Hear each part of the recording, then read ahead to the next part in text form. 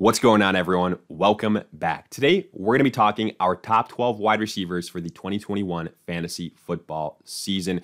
Going into these early rankings, seeing where guys end up, looking at the tiers that they are in, and again, breaking down why they are ranked where they are. So make sure to tune in. And if you enjoy, hit that like button, subscribe. Let us hear it in the comment section. Do you agree, disagree? Who's ranked too high, too low, along with any other questions you guys might have. And lastly, check us out online at alldaypigskin.com. And while you're there, get yourself a copy of the 2021 ADP Fantasy Football Draft Guide. Has everything you can want at a great price. All the details in the description. But with that being said, let's get into it. And you can see we have got our list all ready to go here. A quick note before we begin, however, this is PPR based, so just keep that in mind while we go through these names.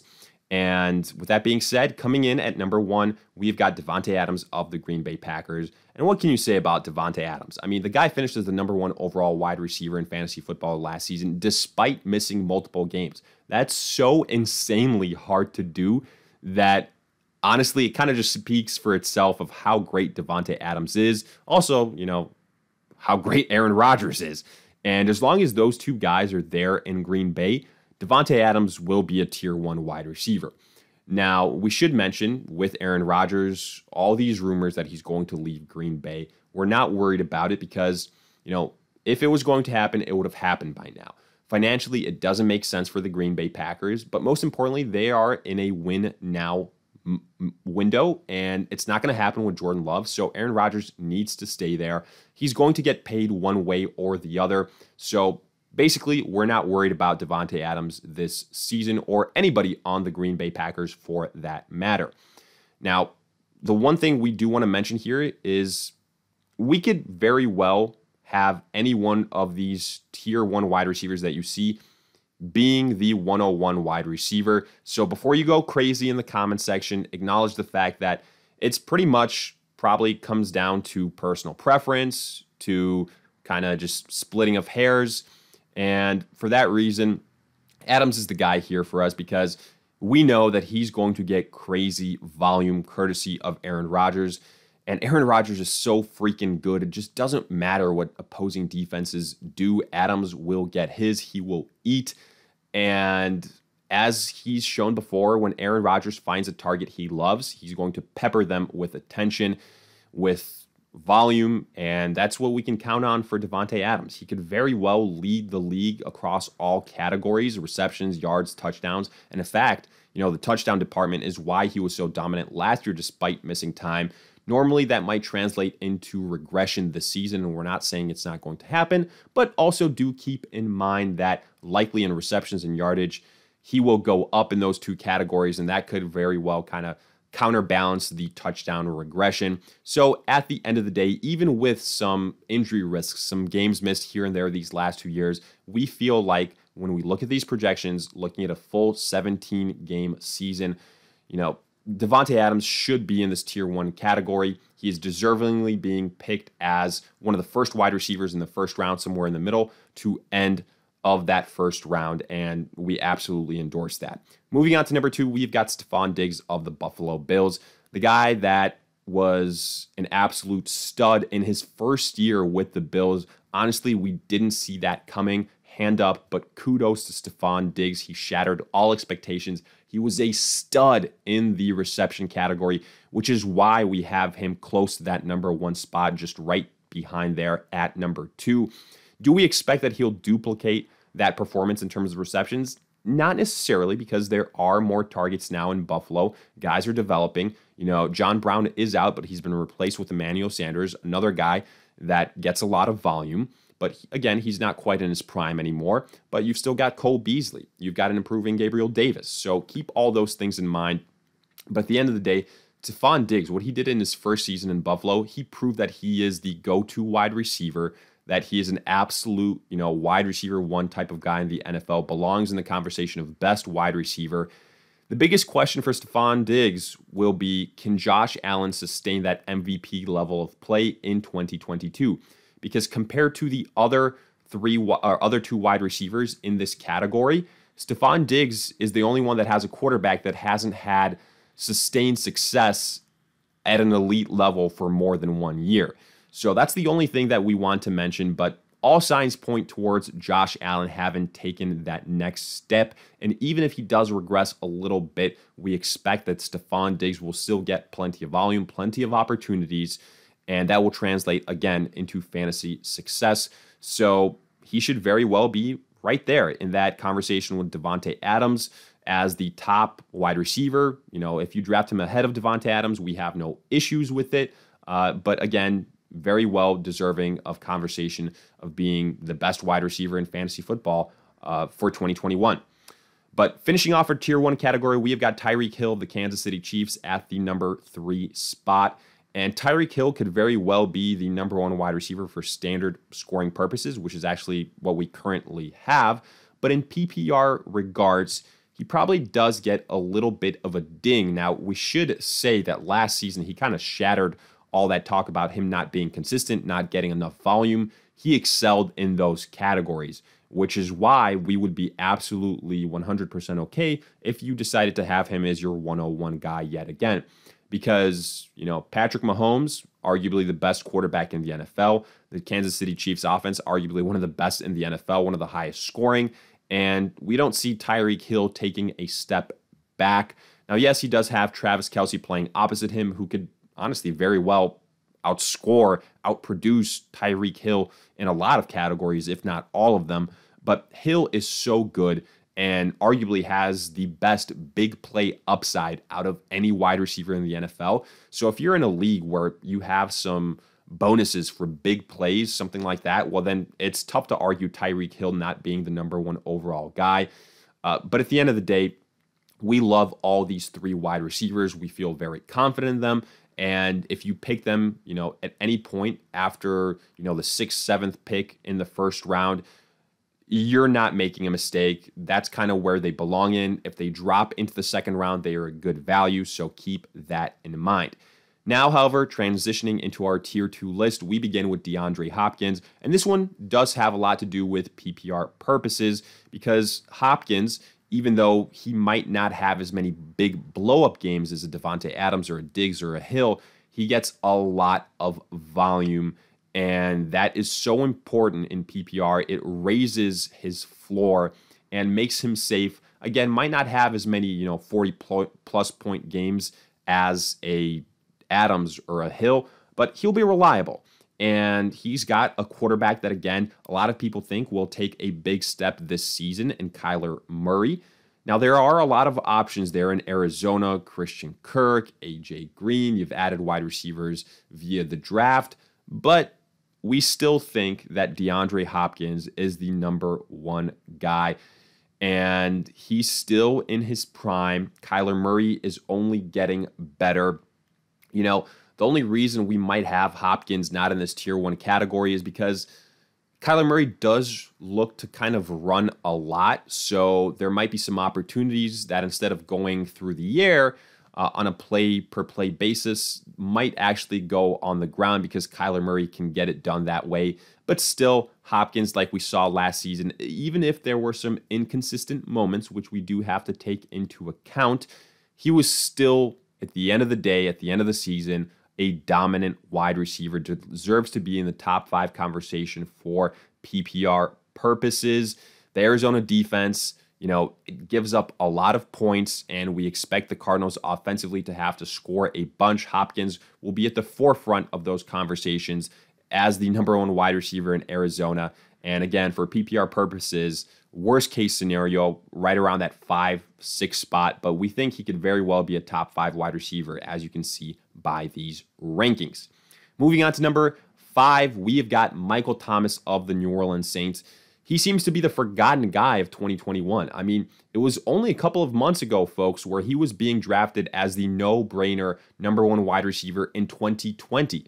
And then he gets injured, there's quarterback instability, and all of a sudden, the guy just doesn't exist. The guy is a late 2nd round selection, a 3rd round selection. That's absolutely insane. For wide receivers, Michael Thomas is the single best value in fantasy football. Mark our words. This is a guy that we are targeting in every single league, in every single scoring format. It doesn't matter. Yes, he is more PPR based, but he's going to have success. The beauty of it, no matter who the quarterback in New Orleans is, if it's Jameis Winston, it just means he has that much higher of a ceiling, of an upside in terms of receptions, in terms of yards, in terms of touchdowns. If it's Taysom Hill, we're still not all that worried about it. He kind of has a built-in floor because he's going to get his, yes, we have him ranked a little bit lower in standard scoring formats, but not by much. He's still the number one guy in New Orleans in terms of wide receivers by a wide margin. It's him, then Alvin Kamara.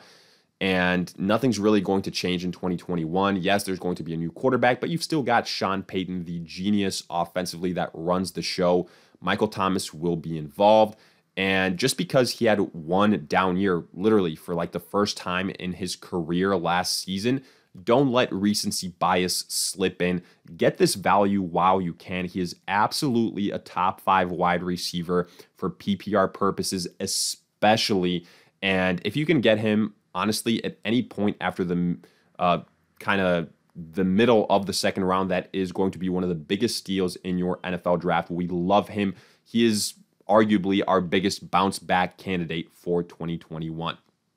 Moving on to number 6, we have got Calvin Ridley of the Atlanta Falcons. And honestly, you can make the argument we've got Calvin Ridley ranked too low because as soon as Julio Jones left the Atlanta Falcons, Calvin Ridley's upside jumped all the way up to the number 1 overall wide receiver. That is absolutely 100% a fact because, look, we hit the nail on the head last season when we said Calvin Ridley is going to explode. He's going to have a breakout season. He did. And if you listen to us, you benefited big time. And now we're saying that, again, he can duplicate that effort, but even more so, finished as the number 1 overall wide receiver because the Atlanta Falcons are still a pass-heavy team. Calvin Ridley still has tremendous, chemistry more so than any other pass catcher there with Matt Ryan. The Falcons are year after year a top 5 team in terms of pass attempts. Yes, they have a new head coach who's coming from Tennessee, and that was a run-first mentality. But this team isn't built, Atlanta, to be a run-first team. You look at the pass catchers, Matt Ryan is still there. This will be a pass-heavy team once again. The maybe, first difference with Calvin Ridley compared to some of these other guys is that the reception count might not be as big. He might fit more so in that Tyreek Hill category. But all things considered, even after the Julio Jones trade, I feel like Calvin Ridley's stock hasn't quite moved up as much as it should because I've seen him go in the middle of the second round, towards the end of the second round sometimes, and I have no problem selecting him at the beginning of the second round. That's how big I am on him. Without Julio Jones, he is the unquestioned alpha wide receiver on that team. People are worrying about Kyle Pitts. The guy's a rookie tight end, okay? He'll be great eventually, but right out of the get-go, this is Calvin Ridley's team offensively, and he's going to lead the team pretty much across all categories. You should absolutely, yet again, for the second straight year in a row, be all in on Calvin Ridley. Moving on to number 7, now we've got Justin Jefferson of the Minnesota Vikings, a guy that absolutely just exploded in his rookie season. Yes, it took a while because the first couple of weeks, the Minnesota Vikings were kind of hesitant to get him all that involved, but we saw that, a month in, a month and a half in, they just really couldn't keep him out of being their number 1 wide receiver. The guy was absolutely sensational. He has the big playability. Going over 1,400 yards in your rookie season, that is insane. Kirk Cousins is the quarterback there. It's not like it's a Patrick Mahomes or an Aaron Rodgers, which makes that even more impressive, along with the fact that you have Adam Thielen there, along with the fact that you have a run-first scheme with Dalvin Cook. That's all absolutely incredible. Justin Jefferson is going to be someone that, again, is going to be a wide receiver 1 type of guy. We would probably rank him as a end of the second round wide receiver just because for some of the reasons that we mentioned, we do think that Adam Thielen still will get his opportunities. Yes, he's not quite in his prime like he used to be a couple years ago, but he's still heavily involved in this offense. Also, Dalvin Cook is kind of the heart and soul of this team. It's a run-first team still. Let's not forget about that. But Justin Jefferson will still be heavily involved. We think right now he's going at the end of the second round. That's yet again very good value. Maybe you'll see some consistency issues here for him compared to some of these other wide receivers because offensively, again, you're playing with Kirk Cousins. You're on a run-first team. So there's going to be some more peaks and valleys for Justin Jefferson, but he's still got huge upside and belongs in this tier 2 conversation. Next up, we've got A.J. Brown of the Tennessee Titans. And with A.J. Brown, he was a guy that we did have ranked a little bit higher, but then when Julio Jones joined the Tennessee Titans, we had to adjust our rankings a little bit, kind of drops by a spot or two because there's only so many footballs to go around. And again, let's not forget that the Tennessee Titans are a run-first team with Derrick Henry, Ryan Tannehill, more so a game-managing quarterback, not saying that he can't get it done on his own, but the Tennessee Titans prefer Derrick Henry to do the damage and then Ryan Tannehill to pick apart defenses afterwards. And even though Julio Jones was shipped out of town from the Atlanta Falcons, he's still very, very relevant in the NFL and in fantasy football. The guy last season was averaging 10-plus catches and over 100 yards when healthy. Those are elite numbers for wide receiver purposes. So let's just not pretend that all of a sudden, Julio Jones won't be a factor on this offense. A.J. Brown, though, he's still probably going to be the number 1 wide receiver for the Titans. He's got more chemistry. He's younger. You could argue that he's a little bit more so in his prime than Julio Jones. So for that reason, A.J. Brown, a little bit ahead of his teammate in Julio Jones. Drops a little bit after the Julio Jones trade, however, because there will probably be a drop in volume, in yardage, but huge upside as far as touchdowns are concerned. Yes, Brown might not get as many targets as some of these other wide receivers, but he's got huge upside in other categories. So for that reason, he comes in at this number 8 spot. And if you draft him in the middle to the end of the second round, that's probably right or wrong where he belongs. At number 9, we have got Keenan Allen of the LA Chargers, a guy that I feel as if is disrespected at the wide receiver position year after year after year. As sure as the sky is blue, Keenan Allen is being undervalued. And unfortunately, it seems to be the case yet again. Even though Keenan Allen is getting a little bit older, even though he's more of a PPR guy, you're going to continuously see him go in the third round of still PPR drafts, which is crazy to me because we saw it last season when he was healthy that he was the number 1 target for Justin Herbert. And speaking of Justin Herbert, man, the guy proved that he can absolutely sling it, that he is going to air it out with the best of them. He's not afraid to do it. And Keenan Allen is his most reliable target, him and Austin Eckler. The fact that the Chargers improved the offensive line so much will also benefit Justin Herbert, not only the rushing attack, it's going to give him more time to find his wide receivers, of which Keenan Allen is the most reliable. I mean, look, Keenan Allen was averaging like 10 to 11 catches a game when Austin Eckler was out, and those numbers didn't drop all that much when Austin Eckler returned. Don't get me started on Mike Williams or any other wide receiver for the LA Chargers. Hunter Henry is also gone. Yes, he's been replaced by Jared Cook, but Keenan Allen is the best wide receiver, the most reliable wide receiver for the LA Chargers. He will absolutely eat. You can make the argument that he should be a second-round selection in PPR drafts, especially full-point PPR drafts, and that's exactly why we have him ranked at that number 9 spots. If you get him, in the third round, you should be doing cartwheels. The guy has one of the highest floors as far as PPR purposes. Yes, he's not probably going to have as many blow-up games, like 150 yards, 2-3 touchdowns, something like that, as other wide receivers. He also does still have a young quarterback, so there might be some up and down games, but that pretty much his floor is like 10, 11 points every single week, and that's probably being conservative. So for that reason, we love Keenan Allen in PPR. And then coming in at number 10, we've got a very similar type of wide receiver in Allen Robinson of the Chicago Bears.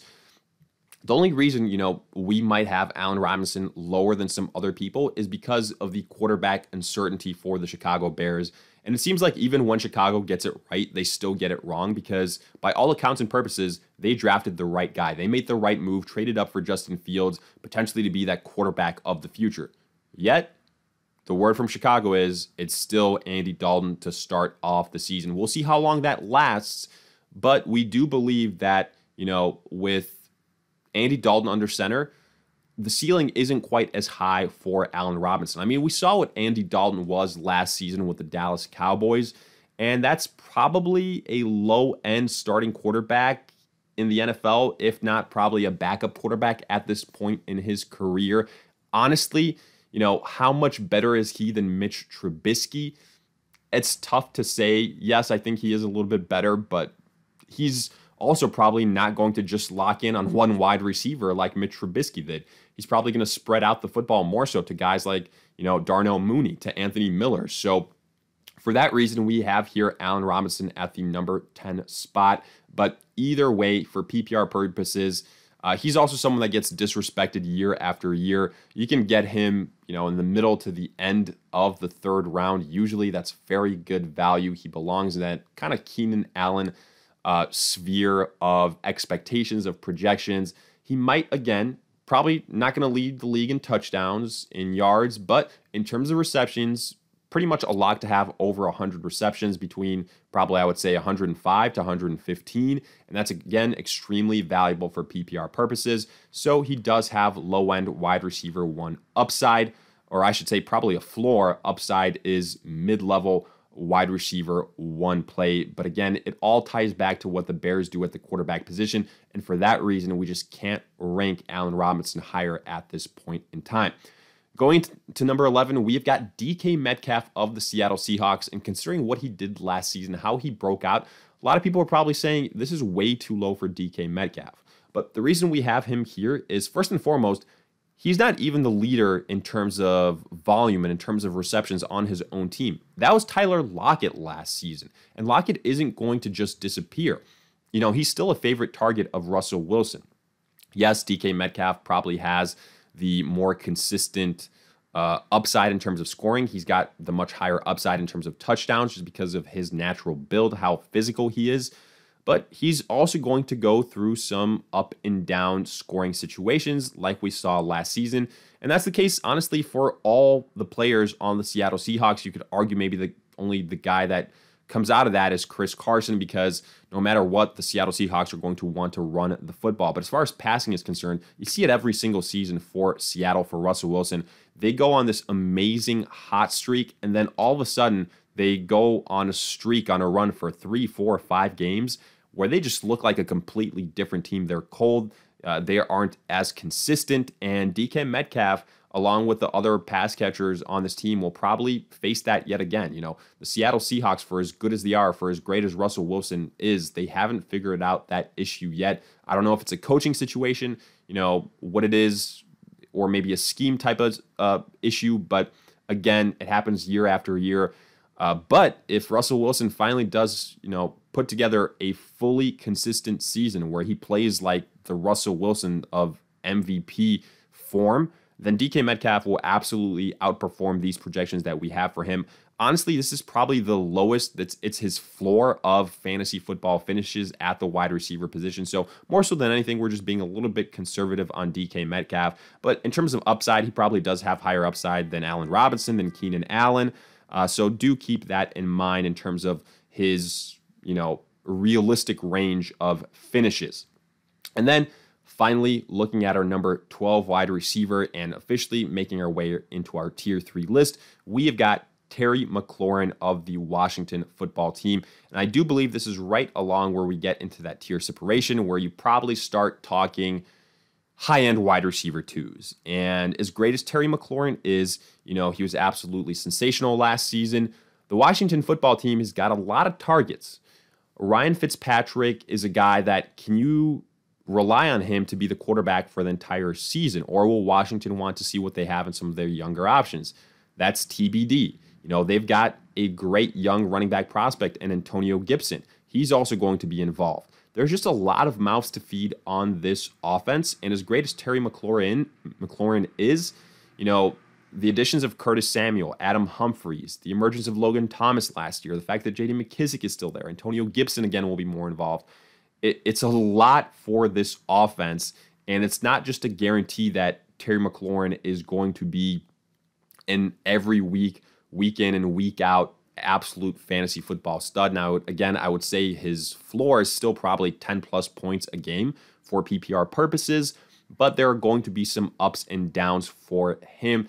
There's a lot of guys on this team that can get the job done. This wide receiver core isn't as barren as it once was, so he's not going to have to carry the load like he did before. So just keep that in mind. But still, again, he does have some really nice high upside and should be in that high end to a wide receiver 2, low end wide receiver 1 category. But honestly, right after the DK Metcalfs and Allen Robinsons of the world, you get that tier separation where I would say it's a significant drop off in expectations, in upside, big play upside, things like that, in terms of having the ability to lead potentially the league in receptions, yards, touchdowns. And I just don't think anyone, no offense to Terry McLaurin or any of the other wide receivers, quite belong in that conversation just yet. Not their fault. Could be a team situation. Could be, just anything else. But for this case, Terry McLaurin comes in at number 12 to round out our list. So with that, we conclude our top 12 wide receiver breakdown in terms of rankings for the 2021 fantasy football season. Hopefully you guys enjoyed. Let us hear it in the comment section what you thought. Whether you agreed, disagreed. If you enjoyed, hit that like button, subscribe. Also, keep a lookout for our part 2 of these wide receiver rankings dropping soon. We're going to take a top 24 look, so go even further down the list. So keep an eye out for that. And in the meantime, we'll see you guys in future videos.